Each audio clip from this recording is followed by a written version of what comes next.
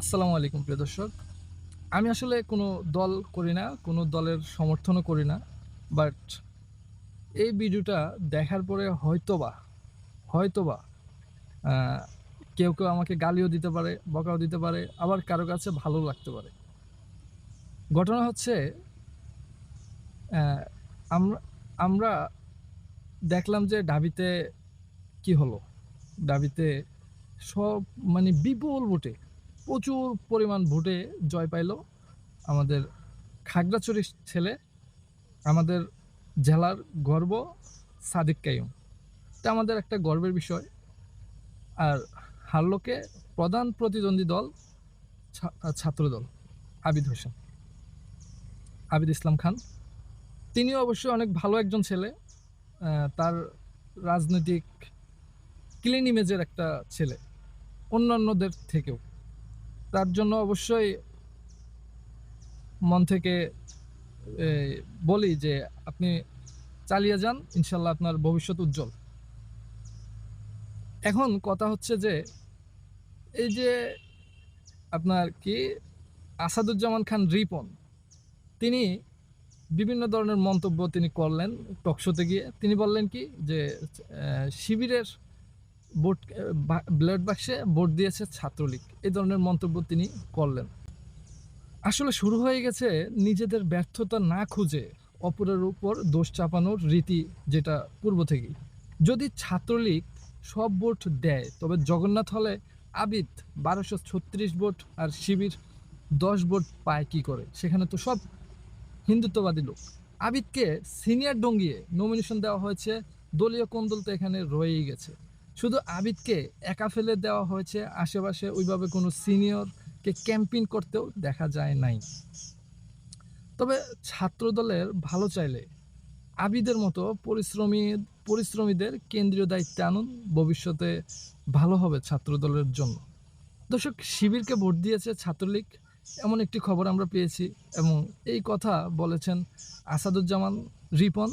News করেছে বিভিন্ন news channel, পত্রিকা। নিউজে উঠে এসেছে তিনি বলেন ছাত্রলীগের সবাই শিবিরকে ভোট দিয়েছে বলে মন্তব্য করেছেন বিএনপির ভাইস চেয়ারম্যান আসাদুজ্জামান রিপন। আসাদুজ্জামান রিপন তার মতে ছাত্রদলকে পরাজিত করতে শিবিরের সঙ্গে পুরনো বন্ধুত্বের সম্পর্ক জারি রেখেছে ছাত্রলীগ। গতকাল রাত্রে একটি টকশোতে হাজির হয়ে ডাকসু নির্বাচনের ফলাফল প্রসঙ্গে তিনি এসব কথাই বলেন টকশোতে বসে।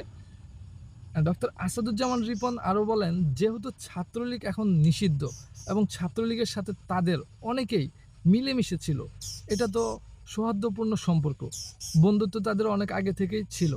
সেটা তো আমরা গত ১৭ বছর দেখেছি, তাই না? ছাত্রলীগের ভোট তো কোথাও না কোথাও যাবে। একটা ওল্ড রিলেশন, এগুলোর তো একটা ব্যাপার থাকে।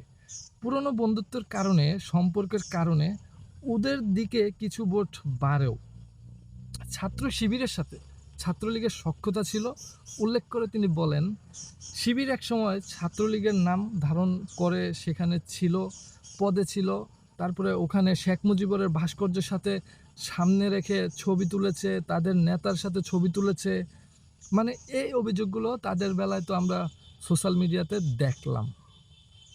আমরা তো অনেক সিনিয়র। আমরা তো ক্যাম্পাসে থাকি না বা যাই নাই। সারাক্ষণ তো আর ওইখানে সোশ্যাল মিডিয়াও দেখি নাই। ওইভাবে সোশ্যাল মিডিয়াও দেখি নাই। এই অভিযোগগুলো তাদের বিরুদ্ধে আছে। মানে রিপন সাহেব বলতেছেন শিবিরের বিরুদ্ধে এই অভিযোগগুলো আছে। তিনি টকশোতে বসে বলতেছেন। আরও বলতেছেন এই অভিযোগগুলো তারা খুব বেশি রিফিউজ করতেও পারে নাই, অস্বীকারও করতে পারে নাই। কারণ ছবিসহ তাদের পুরনো ফেসবুক স্ট্যাটাসগুলো তুলে ধরা হয়েছে। তো ফলে একটা সম্পর্ক তো থাকেই। বিএনপিকে প্রতিদ্বন্দ্বী মনে করে আওয়ামী লীগ, রিপন সাহেবের কথা। এখন শিবিরকে সাপোর্ট দিচ্ছে অভিযোগ তুলে তিনি আরও বলেন, ছাত্রলীগের সাথে শিবিরের একটা স্বাচ্ছন্দ্য সম্পর্ক ছিল, দীর্ঘদিনের একটা গুপ্ত বা গোপনীয় সম্পর্ক ছিল। ছাত্রলীগের যেহেতু এখন ভোট দেওয়ার কোনো বাক্স নাই, তারা তো শিবিরকে সাহায্যই করবে, তাই না? জাতীয়তাবাদী দল, ছাত্রদল গণতান্ত্রিকভাবে আমাদের সহযোগী একটি সংগঠন, একটি অঙ্গ। মূল দল হচ্ছে বিএনপি। এটা বিএনপির মূল দল। তো সেই দলটি যেহেতু একটা পরবর্তীতে সরকার পরিচালনার একটা সম্ভাব্য অবস্থান আছে, সেই কারণে আওয়ামী লীগ তো স্বাভাবিকভাবেই বিএনপিকে প্রতিদ্বন্দ্বী মনে করবে। করতে পারে স্বাভাবিক, প্রতিদ্বন্দ্বী মনে করবে। তবে এখানে শিবিরকে যে আপনি লাগায় দিতেছেন, আওয়ামী লীগের সাথে ট্যাগিং করতেছেন, এটা কিন্তু ঠিক না। সুতরাং বিএনপি রাষ্ট্র ক্ষমতায় আসলে এটা তো সবচেয়ে আওয়ামী লীগ বেশি ক্ষতিগ্রস্ত বোধ করবে। সুতরাং বিএনপির ক্ষমতায় যাওয়ার পথটা যাতে অমিশ্রণ থাকে, বাধাগ্রস্ত হয়, একটু চাপে থাকে, এই ধরনের একটা চেষ্টা তো তাদের ছাত্রলীগের পক্ষে তাদের মুরব্বীদের তরফ থেকে অ্যাডভাইস থাকতেই পারে। এগুলা মানে কি রিপন সাহেবের মন্তব্য। আসলে এখন আমার কথা হচ্ছে, এরা কি রাজনৈতিকভাবে দেউলিয়া? অনির্দোষ ছাড়া কি কিছুই চোখে দেখে না? তারা এখন নতুন নাটক ছাত্রলীগ ট্যাগ দেওয়া শুরু করেছে। পাকিস্তানি ট্যাগ দিয়ে এতদিন কাজ হয়নি। জিতেই গেল দাবিতে ছাত্র শিবির। আমি বলবো মুখ কন্ট্রোল করে কথা বলা উচিত। বিশেষ করে বিএনপির সিনিয়র নেতাদের। আপনাদের লাগামহীন কথা আজ দলের এই অবস্থা। নিজের রাজনৈতিক ইমেজের ক্ষতির পাশাপাশি ক্ষতি করতেছেন দলের। ছাত্রদলের অন্তত বোঝা উচিত ছিল যে এটা দাবি ঢাকা বিশ্ববিদ্যালয়। এখান থেকে ২৪-এর অভ্যুত্থান দাঁড়িয়েছে শুধুমাত্র এন্টি রেন্ডিয়ান ন্যারেটিভের উপর ভিত্তি করে।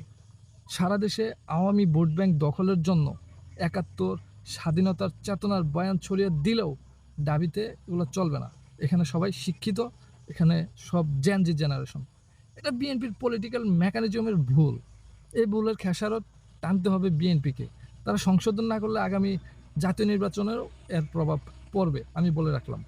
শিবিরের নাম শুনলে ছাত্রলীগ পানি খায় গ্লাসে গ্লাসে, আর ওরা দিবে শিবিরকে ভোট। সাধারণ ছাত্রছাত্রীরা ভোট দিয়েছে, সাধারণ শিক্ষার্থীর ভোটেই জয় হয়েছে বলতে ভয় কোথায়? দর্শক, এসব মন্তব্য দলের ক্ষতি করছে কিনা জানিয়ে আপনার মতামত জানান কমেন্ট বক্সে, এবং নিয়মিত ভিডিও পেতে চ্যানেলটি সাবস্ক্রাইব করে পাশে থাকবেন। ধন্যবাদ। আসসালামু আলাইকুম।